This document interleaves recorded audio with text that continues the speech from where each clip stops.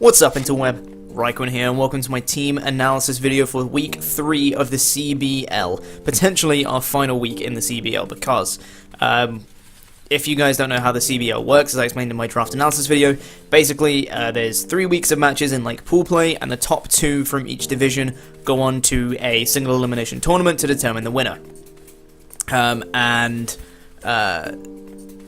This might be our last game because we might not be finishing in the top 2 of the division. Even though we got it's actually a 6-0 that we got from our victory last week, because it was a forfeit. We did get a 6-0 victory in that one. However, that guy has to play Charmwater, who we faced in week 1, and if he doesn't battle again for this week, then Charmwater gets a 6-0 victory, which means I don't really have an advantage against Chum. We both have just a 6-0 victory, it kind of cancels each other out, and he beat me in week 1 by 4-0. So basically, if Aussie forfeits against Charmwater this week, the only way I can finish in the top 2 is to beat our opponent this week by more than I lost in week 1. So that's either a 5-0 or a 6-0. Obviously, if Aussie actually battles this week, then that changes things, as I can potentially win by less and still finish in the top 2. But either way, I need to win, and I need to win big in this match. But that's not going to be easy, because this week we're playing LaxAttax and his Knoxville Beartics, and his team is very, very spooky indeed. His potential team that he can bring to this game is Kieran Black, Klefki, Crobat, Crocodile, Regirock, Miltank, Mega Blastoise, Mew, Machamp, Scolipede, and Luxray. Very scary stuff. Now, for those of you that don't know what my team is, the Nidoqueen Spark Rangers can bring Tyranitar, Salamence, Tangrowth, Jellicent, Hitmonlee, Raichu, Mega Pidgeon, Reuniclus, Jirachi, Garbodor, and Darmanitan. So, this is really, really scary for me, because there's a Kieran Black, there's a Mega Blastoise, there's a Mew, and there's a Scolipede. Those are like the big things I'm really, really, really, really scared of. Because Kieran Black is so much ow for everything. Mew can really do anything. He's got pretty solid hazard removal in the form of Crobat and Mega Blastoise, so that he doesn't need to bring like a Defog Mew and all that stuff. Machamp scares me because No Guard Dynamic Punch, and that's just going to be, knowing my luck, I'm probably just going to be, getting confused all the time. Scolipede is so spooky. Passing speed from that into like a Mega Blastoise, passing speed into Crocodile, passing speed into Kieran Black. I just don't want to deal with that. So, very, very scary things indeed for me. Things that I really don't want to deal with. But let's get into the team that I have decided to bring for this game. So, first one on the team is HBK, the Expert Belt Hitmonlee with Limber as his ability with Mach Punch, Stone Edge, Knockoff, and Close Combat. Max Speed, Max Attack, Jolly. So why do I have Max Speed Jolly? It's not just because I wanted to just put Max Speed in it. It's actually because it outspeeds a Max Speed Adamant or Modest base 100 Pokemon. So if he decides to bring a Max Speed Miltank or a Max Speed Mew that isn't Timid or Jolly, there we go, then I can actually outspeed it with Hitmonlee, which is going to be really nice, which means I'm not relying on Mach Punch to hit the Miltank, and I can knock off the Mew as well, if they're, not Timid or Jolly. So that'll be really good for me, if I can do that. That also allows me to outspeed a completely uninvested Crobat as well. If he has, I think it's up to 12 EVs left over, and he throws them into speed, I still outspeed with Hitmonlee. If he throws 16 EVs into speed on Crobat, then it's a speed tie. But up to 12 EVs in speed on Crobat, and Hitmonlee still outspeeds it, and I can get off a Stone Edge before he roosts, which is going to be really, really, really handy. This is just a pretty nice coverage for his team. Obviously, Oko, the Kieran Black, which means it's not a very good switch in. Mach Punch has a really nice amount to it as well. I can Close Combat the Klefki, and it cannot pranks a T-Wave me because of Limber, which is great. Crobat, I do a really nice amount too. Crocodile can Oko with a Close Combat, and again, even though Intimidate is a thing, Mach Punch can still do a pretty decent amount to it. I can 2-hit KO the Regirock, I can Oko the Miltank, I can do a really nice chunk to the Mega Blastoise. Mew I don't do that much to, but Knockoff still does, like 40 to 45%, something like that, depending on his spread.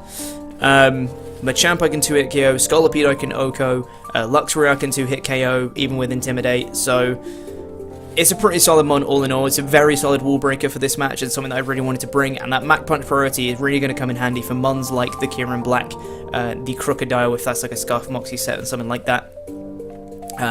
You know, it's just going to be very nice to have, all in all. So, that's HBK, the Hitmonlee. Next mon on the team that I decided to bring is Michelle the Jirachi, holding the Shuckerberry with Serene Grace, obviously. And this thing has Stealth Rock, not Wish. I've actually changed that to Thunder Wave. Thunder Wave, that's more like it. Iron Head and Zen Headbutt with max HP, 32 in attack, 224 in defense, 4 in speed with a careful nature. So this Jirachi is my switch into Kieran Black. Essentially, that's what it does. Switches into Ice Moves and Dragon Moves, no problem. Switches into its stabs with basically no problem whatsoever. I have a Shuckerberry in case of Earth Power. That's pretty much the only thing that Kieran Black can pack to hit Jirachi. The only thing that 2-hit KOs me is... Obviously, Earth Power will 2-hit KO because I can take 1 with the Shucker, but I obviously can't take 2. A Adamant Banded Shadow Claw from Kieran Black will 2-hit KO this Jirachi, but I don't expect Adamant Banded Shadow Claw, if I'm honest. That's the only thing that can 2-hit KO this Jirachi from Kieran Black, aside from, you know, 2 Earth Powers, but 1 Earth Power is less than half, if that makes sense, with the Shucker.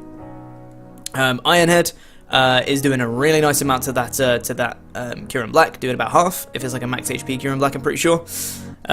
So that's pretty nice. I can T-Wave it, make sure it's slow, and yes, I'm bringing T-Wave Ironhead. I'm not looking to power flinch everything, but he has a lot of spooky, scary, quick threats, namely Kieran Black, Scolipede, Crobat, you know, things like that I just don't want to be dealing with, and potentially things that can set up speed, like the Mew, for example. Just things I don't want to be dealing with, and he can pass speed from Scolipede into anything, and I want to T-Wave it, basically. So that is what the Jirachi is there for. Slow down his quick things. Ironhead, the Kieran Black. It's my switch in Kieran Black. Zen Headbutt's also pretty nice coverage for his team. It means at the very least, I stop pretty much everything from setting up a substitute on me, aside from, I think, the Mew. I have a chance to break a Mew substitute if he brings like a max HP Mew. I have a chance to break its sub. If it's like completely uninvested, I'm pretty sure I break it. But if he's like max HP sub Carmined Mew, I have a chance to break his sub, but it's not a very good chance. So I'm going to have to try and play around that one. I also wanted Rocks to try and wear down that Kieran Black. Also nice for the Scolipede as well. Those are like the 2 big things that are really worrying me right now is Kieran Black and Scolipede. So if I can get Rocks up to try and wear both of those down, that's going to be really, really handy. Makes my life a whole lot easier. Next mon on the team that I decided to bring is Buddhist Monkey, the Yamanasan, holding the Choice Scarf with Sheer Force, U-Turn, Flare Blitz, Superpower, Fire Punch. Max Speed, Jolly, Max Attack. So, this Yamanasan, Scarf Yamanasan, it probably doesn't have the best matchup this week, but I don't care. I just said it's the last week of OBL, I want to bring my favourite set, and that is Scarf Yamanasan. He has very, very solid switch into Yamanasan, being Regirock, Miltank, and Mega Blastoise, but I literally don't care. I'm bringing U-Turn, Flare Blitz, Superpower, Fire Punch, and I can 2-hit KO everything apart from the Regirock and the Mega Blastoise, but neither of them have reliable recovery, so I will take it all day, every day. I do like 70 to 83% to that Kieran Black. I can Oko the Klefki. I have a chance to Oko the Crobat. I can do like 67 to 80% on Crocodile with Intimidate. I can almost do half to Regirock, 41 to 49%. I can 2-hit KO the Miltank with Superpower. I can only do 32 to 38 to the Mega Blastoise, but it doesn't have reliable recovery, like I said.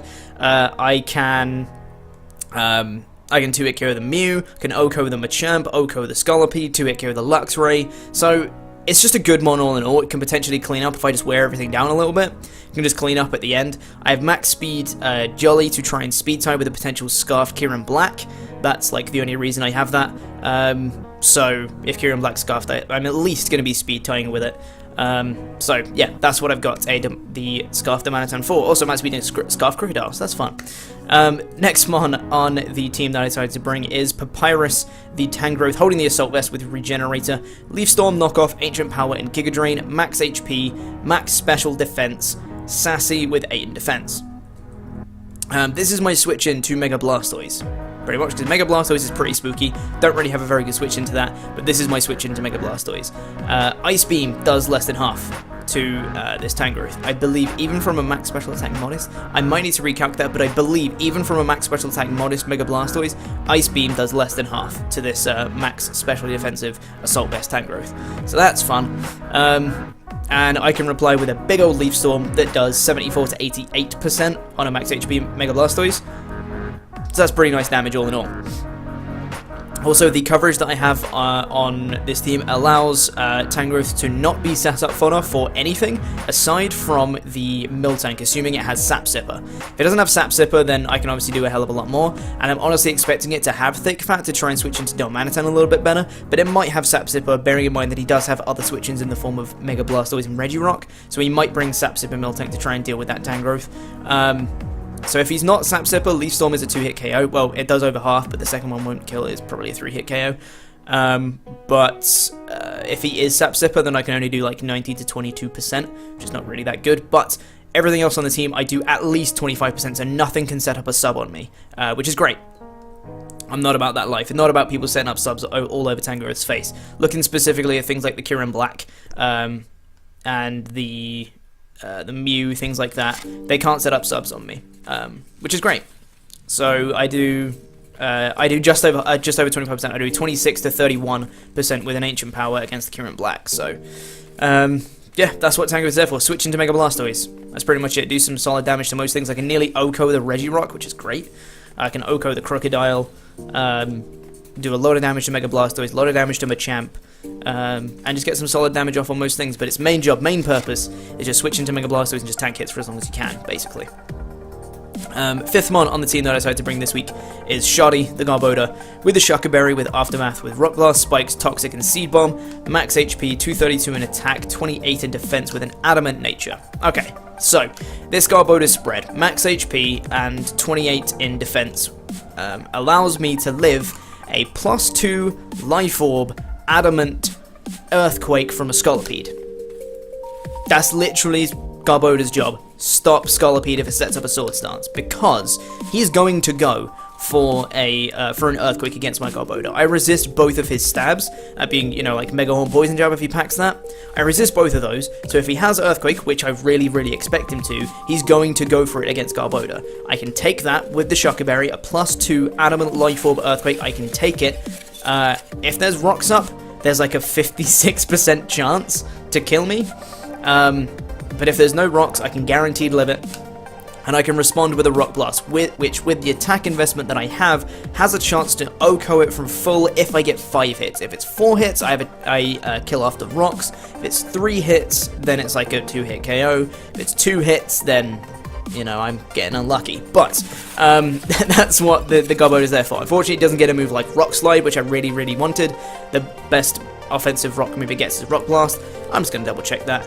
Pretty sure it is, because it gets, yeah, Rock Blast, Rock Polish, Roll Out, I'm not about that life, and Smackdown. Smackdown has the same power as Rock Blast, because Rock Blast guaranteed hits 2 times anyway, so, yeah, Rock Blast, that's the best thing I got, and I just kind of have to hope that I get lucky with the Rock Blast rolls, essentially, but that's basically Garbodor's job, is to stop a +2 Scolipede if it comes to it, take an Earthquake, respond with a Rock Blast, and just wear it down to the point where, hopefully, it's in range from things like Mach Punch on the Hitmonlee. If Jirachi still has its Shucker Berry intact, it can take an EQ and then T-Wave it, or I can just kill it with his own Headbutt, whatever. Scarf Dharm could come in if he's only at +1, depending, it's a bit iffy. And then, you know, kill that, but if he's set up a Sword Stance, then attack me, he's already at +2, but details.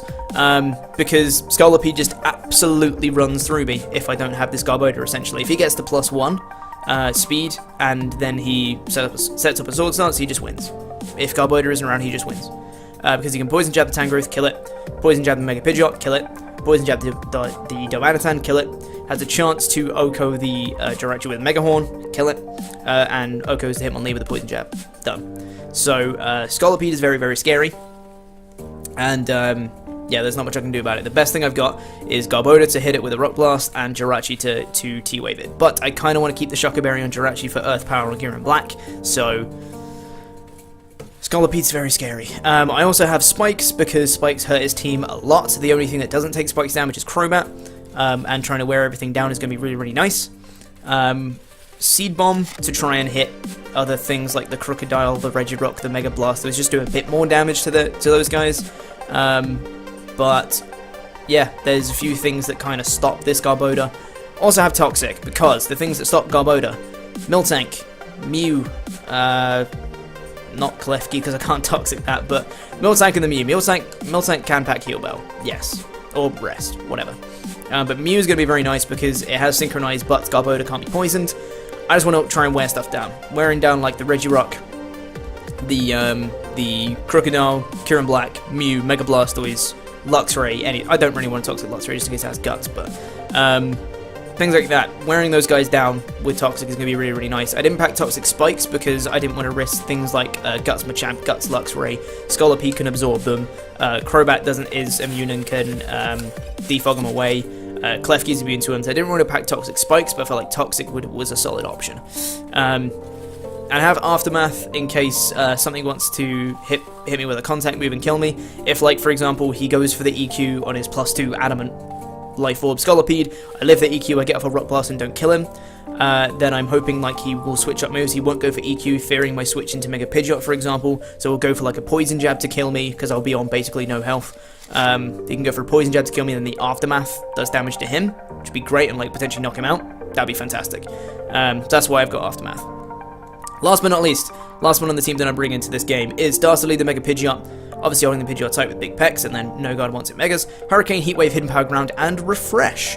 Max Speed, Timid, Max Special Attack. So this Mega Pidgeot does very nice work to his team. Outspeeds everything aside from the Crobat. That's not Scarfed, of course. And Hurricane, Heat Wave, HP Ground is very nice coverage for his team. I'm able to 2-hit KO everything apart from the Regirock. That's the only thing I can't 2-hit KO. And potentially like a Luxray. I'm fully expecting AV Luxray to this game, if I'm honest. But like a max HP Luxray takes... it's like a chance to 2-hit KO a max HP Luxray, so with HP Ground.